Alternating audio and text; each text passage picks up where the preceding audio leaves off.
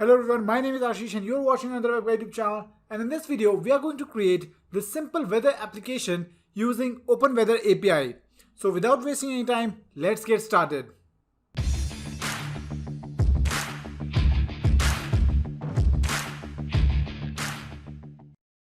If you have not yet subscribed to our channel, please hit the subscribe button and also the notification bell icon so that you don't miss any of our videos. As you can see on the screen, this is what we are going to build. So before getting started, let me show you the project structure. We will have a container div to store all our contents, and inside this we will have three divs. One to store the location, the other one to store the icon and the temperature, and the third div will store the climate. I'll also show you the file structure. So we have an index.html file, we have a script.js file, and we have a style.css file, and we have a icons folder. And here in the icons folder, you can see that I have downloaded some icons. You can also use a CDN to deliver the icons, but however, for the sake of simplicity, I have downloaded the icons from freepik.com. Now let's get onto the code. As usual, I'm using the VS Code text editor with live server extension so that you can see the changes in real time. So we can close this, and now here in the HTML, we'll first create a div having the ID of app container. Inside this, we'll create three divs. First having the ID of location,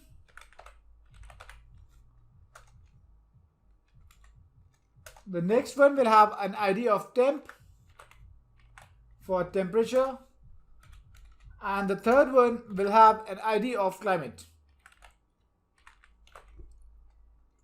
Now inside the div having the ID of location, let's create a paragraph element, and let's say Delhi. We'll get the current location by JavaScript and change this later. For now, let's just set the UI. Inside the temp div, we'll first create an image, and here I'll say .icons, and let's say atmosphere.svg. We'll also give this image an ID of temp icon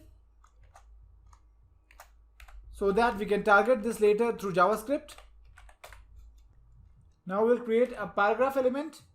Inside the paragraph element, let's create a span element with the ID of temp value.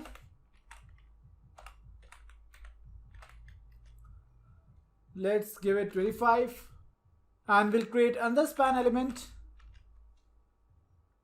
with the ID of temp unit.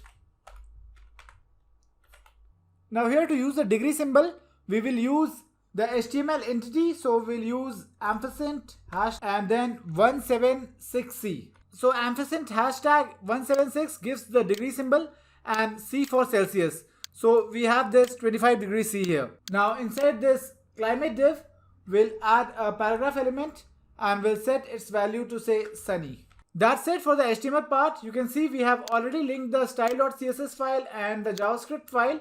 Now let's move on to the CSS file.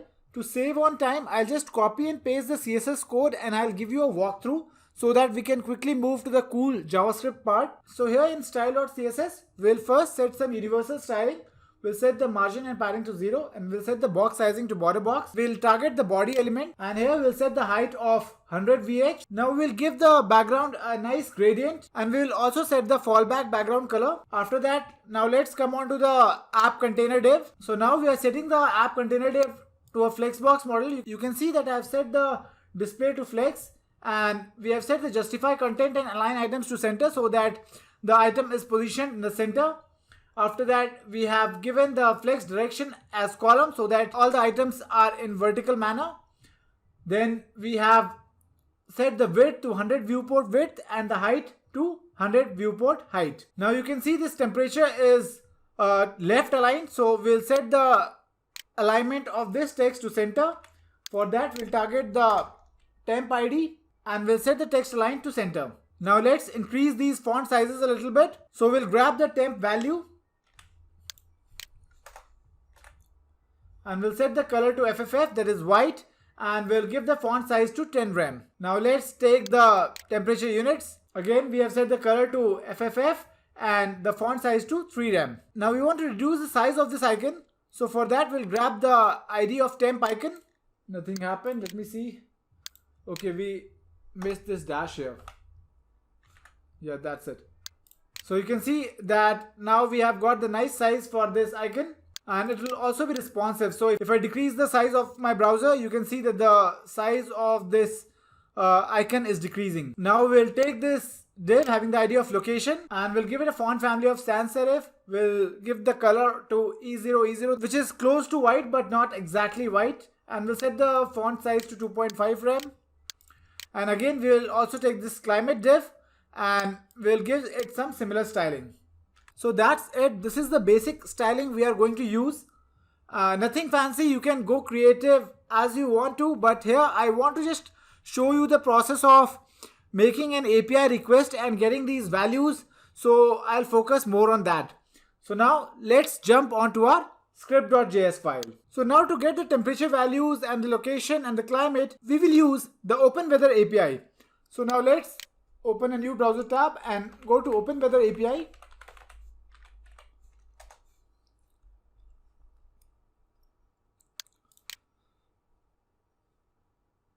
So that is the URL is openweathermap.org, and here we will go onto the API section, and here you can see we have this current weather data. So for that, let's click on the API doc, and you can see that we have got some instructions here. So we can make the API call by city name, by city ID, by geographic coordinates, and by zip code. So you can see that there are a lot of different options by which we can make the API call. Now to make the API call, you need an API key. For that, you have to create an account on this OpenWeather Map website. I have already created the account, so I'll just sign in. So here I have to click on this API keys tab, and you can see that I have my API key here. So this is what we are going to use later when we'll set the API. So this is the key which we will be using when we'll make the API call. So let's leave this for now. Now let's come on to our JavaScript file, and here we'll say window.addEventListener,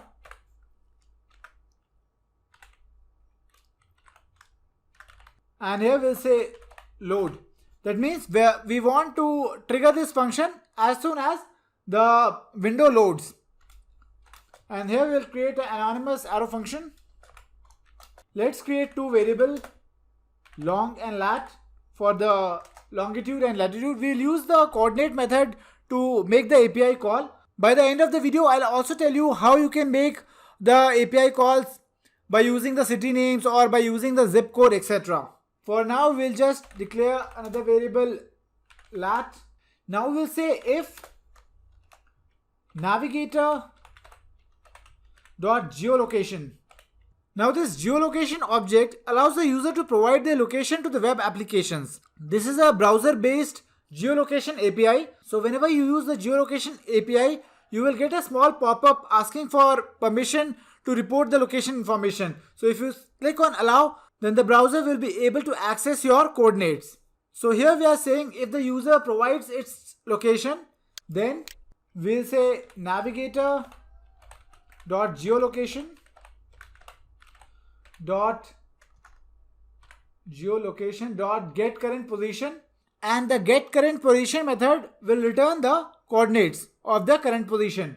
So here we'll again declare a function, and we'll say long equal to position.coords.longitude, and we'll say lat equal to position.coords.latitude. So now we have the longitude and the latitude of the user. Now we need to set the API. So we'll say const API equal to, and now we'll go to the OpenWeather Map, and here we'll click on this API tab, click on API doc, and move on to by geographic coordinates. So this is the URL for getting the current weather by OpenWeather Map API. So we'll copy this and we'll paste it here. We are using the backtick so that we can use the template literal syntax. Now we'll add a $sign here so that we can use this lat variable and again a dollar sign here to use this long variable. And we have this long variable, so we'll say long here. And in place of this your API key, we'll paste our API key which we saw earlier. So here let's go on to this tab and here copy this API key and we'll paste this here. Now we are going to use the fetch API to make the API call. So we'll say fetch, and inside this we'll write API. Now the fetch API returns a promise, so we'll say dot then, and inside this we'll create a response.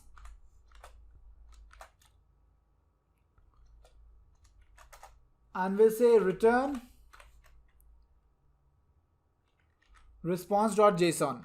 So we have got the response as a string. We are converting the response into a JSON file. We can add another then method.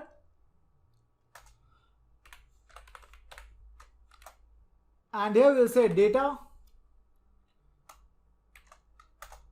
And we can say console.log. And that's it. We should be able to get the current weather data through this. Let's see that. So here we'll go on to our weather app. Here you can see we have got a pop-up that the browser wants to know our location. We have to click on allow. Now let's open the console. Here you can see that we have got an error that the server has failed to load the resource. This is because of something known as same origin policy. Now I'll not go into the details of this, but I will tell you how to fix that. For that, open a new tab and write CORS anywhere. And just go on to corsanywhere.herokuapp.com. Here, click on this URL and copy this. Now we'll create another variable and we'll name it proxy because we are using a CORS proxy here. And here we'll paste this URL. Now what we have to do is we have to add this proxy before our API URL. So here we'll say $, and then we'll start our curly brackets and we'll say proxy. And that's it. Now if we go on to our weather app, here you can see we have got our weather data. Here inside this main, we can see that we have the temperature, we have the temperature maximum, we have the temperature min. You can read all about this onto the Open Weather Map website. So if I go down, you can see they have given all the parameters and they have explained what each parameter does. You can see that the feels like is the temperature. The temperature parameter accounts for the human perception of weather. Similarly, we have the temperature max, temperature min. So the difficult part is now over. Now let's take these values from here and let's set it into our app. So for that, let's create some variables to grab the elements from our DOM. So I'll say let location is equal to document dot get element by ID, and here we'll say location. I'll just comment this proxy variable for now. We will first set everything up and then we will remove the comment from here. So let's create another variable, say temp icon, and we'll set its value equal to document dot get element by ID, and here we'll say temp icon.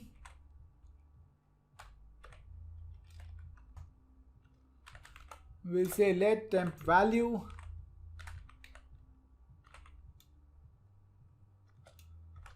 equal to document dot get element by ID and temp value.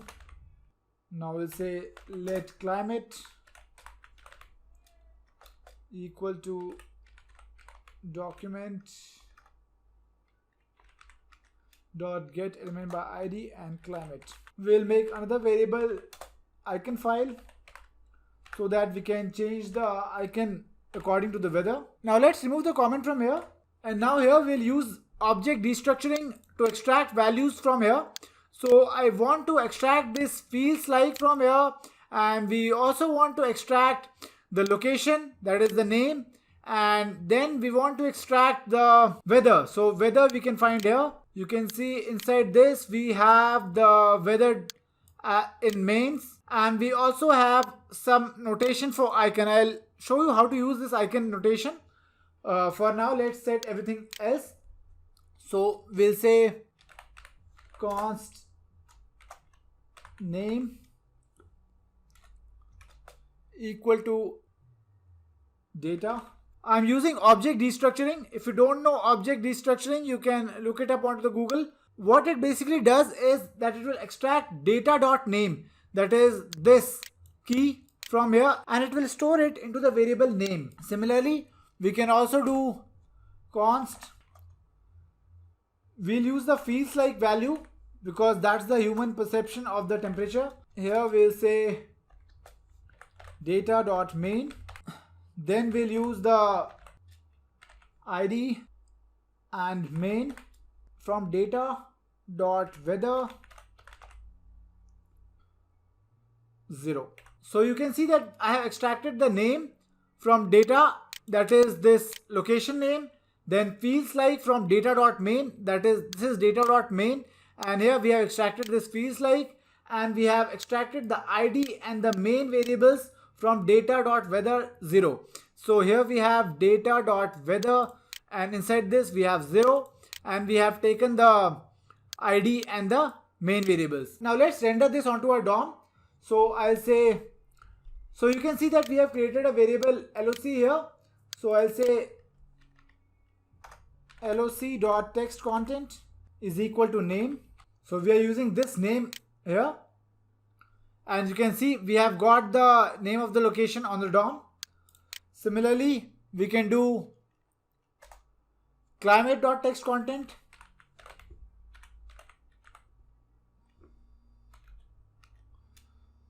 and we can set its value equal to main, which is this main. And you can see here that the climate is also updated on the DOM. Now similarly, we can change the temperature also. So we'll say temp value dot text content is equal to feels like, and you can see this is giving the temperature in Kelvin, so we need to convert this into Celsius. So for that we will subtract 273 from the value, and we will use the math.round function to round it to the nearest value. And that's it, we have got the temperature. Now we need to set the icon based on the climate. So for that, again, we'll go on to the Open Weather Map website. And here you can see that we have the list of weather condition codes. So let's click on that. And here we have some instructions on how to get the icon URL.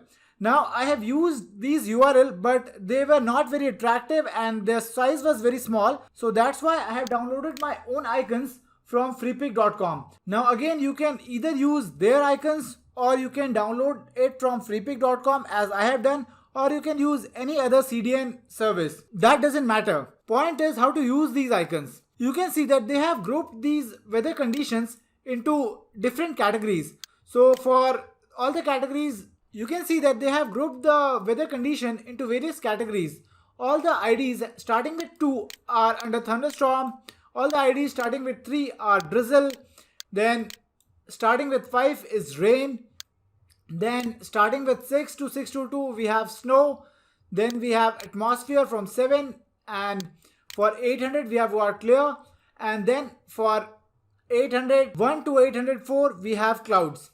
So let's use these values to get these major categories, and based on that we will set the icon. So here we will create some if else condition.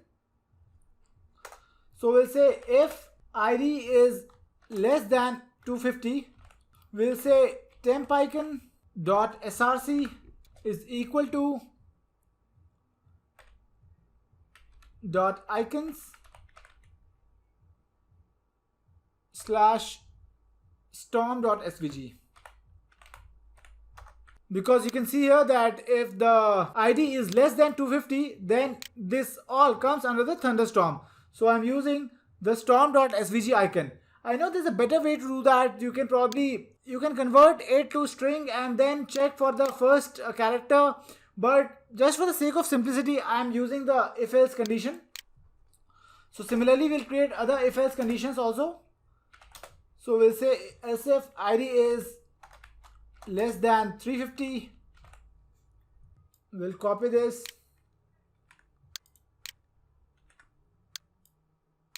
And here we'll change to drizzle. Again, let's copy this.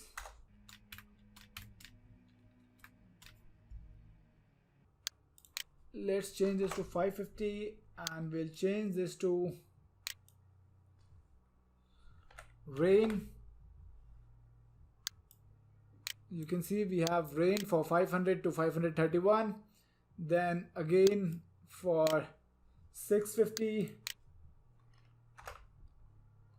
we'll change this to snow.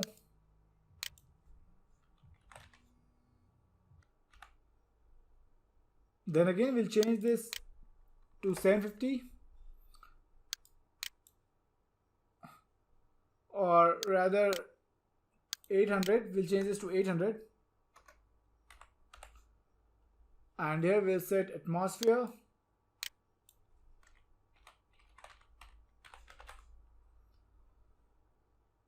Now here we'll say if ID equal to 800, then we'll say clear.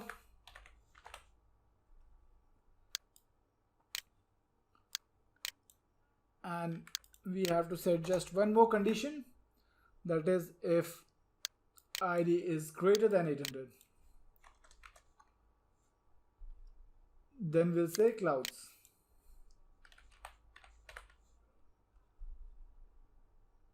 Now if we go into our weather app, we have got the location, then we have got the ID as 803. That's why we have got clouds here, and the icon is of clouds, and we have got the temperature which is in the feels like, that is 300 Kelvin, that is 28 degrees Celsius.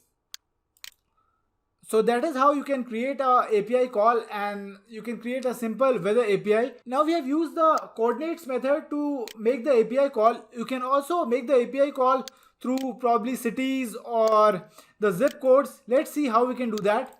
So we'll go to this API docs. You can see here they have given the example for making the API call through city name. So in place of this string, you just have to copy this string here. Again, you have to set your API key here, and you have to give the city name at this place. So here you can see that they have given the example as London, or you can also use city name, after that the state code, or the city name, state code, and the country code. They also recommend that we should make the API call by city ID to get the unambiguous result. So for that, they have also given the list of city IDs, and you can download that and you can search for your city, that whether it is available or not, and you can use this. You can probably make form and you can enter the city name and you can get the weather data of that city name. You can get as creative as you want. You can also make the API call through the zip code, and you just have to provide the zip code and the country code here. And if you want to get the zip code and country code, you just have to scroll down and go to bulk downloading, and here click on this example of bulk files and click on this link, and you can see we have got the city list, you have got the minified city list, then you have got a lot of other files which you can see and check the various city codes and the country codes, and you can use according to that. So that was all about using the OpenWeather API to create this weather app. These are the data which you can access from the free version of the API. If you want to access more data and if you want to make a more advanced application, you can go for the paid app and you can get some more data here. I hope you enjoyed this video. Please hit the like button if you learned something. If you're new here, consider subscribing. See you in the next video. Till then, take care. Bye-bye.